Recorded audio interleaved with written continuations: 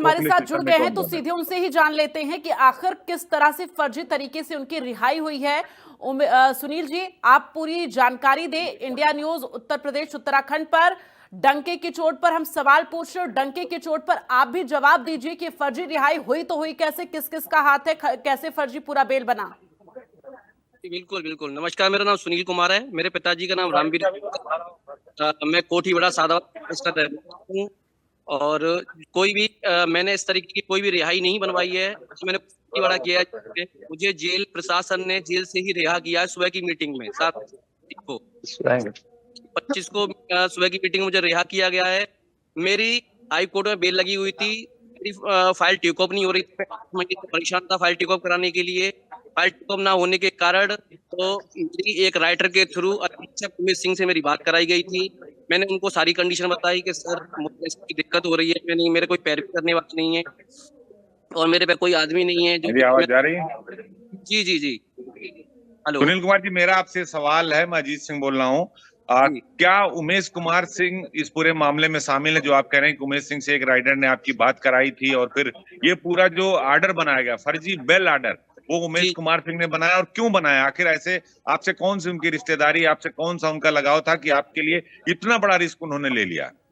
देखिए, मेरे से जिस राइटर ने बात कराई थी तो बातें हुई। बात होने का उन्होंने मुझसे ये बोला कि मेरे यहाँ संजीव पांडे जो वाराणसी के डिस्ट्रिक्ट जज हैं, उनसे मेरी जान पहचान है। आपके एसीजीएम फर्स्ट है जो बनारस के, उनसे मेरी जान पहचान है। इनसे मेरी सबसे साठ गांठ अच्छी है। मैं हाई कोर्ट में सेटिंग करके आपकी बेल करा दूंगा। आपकी फाइल टेक ऑफ नहीं होती है, वो मेरी सेटिंग है। और जज को पैसा जाएगा। मैंने पूछा कितना सर पैसा जाएगा, तो मुझसे बोले कि 20 लाख रुपए करीब लगेगा।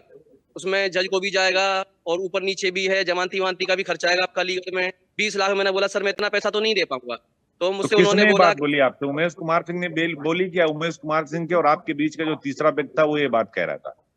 नहीं नहीं, ये डायरेक्ट उमेश सिंह अधीक्षक वाराणसी के, उनसे खुद उनके ऑफिस में मेरी बात हुई थी। डायरेक्ट उनसे उनके ऑफिस से बात हुई थी। जो राइटर था, राइटर को उन्होंने बाहर निकाल दिया था। लेन देन की बात उनके और मेरे बीच में हुई है और लेन देन की तो बात कितना होते पैसा आपने उमेश कुमार सिंह को, कितना पैसा दिया आपने?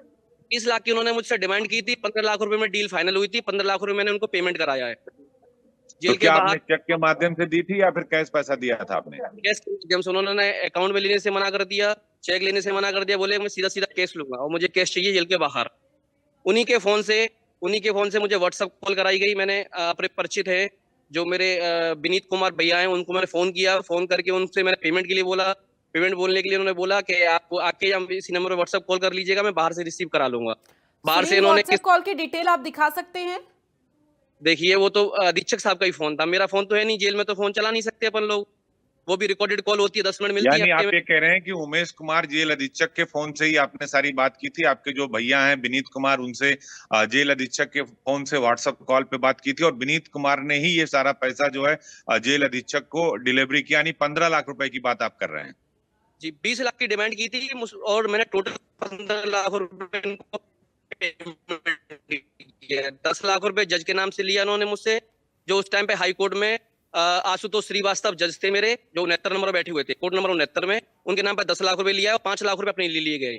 इस तरीके से मुझसे 20 लाख की डिमांड करने का 15 लाख में मेरी डील फाइनल हुई थी। बोला, मैंने रिक्वेस्ट की सर मेरे पे इतना पैसा नहीं है, ये वो। और मुझसे इन्होंने ये नहीं बताया था कि मेरे साथ कोई फ्रॉडगिरी करेंगे। मुझसे ये कहा गया था कि जज को पैसा देके आपकी बेल करा दूंगा, 15-20 दिन आप वेट कीजिए। 15-20 दिन में आपकी सारी सेटिंग होने के बाद में सब कुछ रिहाई आएगी, बाकायदा आएगी, इज्जत से आप यानी जेल से बाहर उमेश जाए। कुमार सिंह ने आपसे ये कहा था कि ये सब कुछ लीगल तरीके से होगा, वो हाई कोर्ट में आपकी बेल करा देंगे और लीगल तौर पर जब बेल ऑर्डर हो जाएगा उसके बाद आपकी रिहाई होगी। लेकिन ऐसा कुछ नहीं हुआ और एक फर्जी बेल ऑर्डर आता है। उस फर्जी बेल ऑर्डर के आधार पर आपको रिहा कर दिया जाता है और आपसे पैसे की डिलीवरी ले ली जाती है।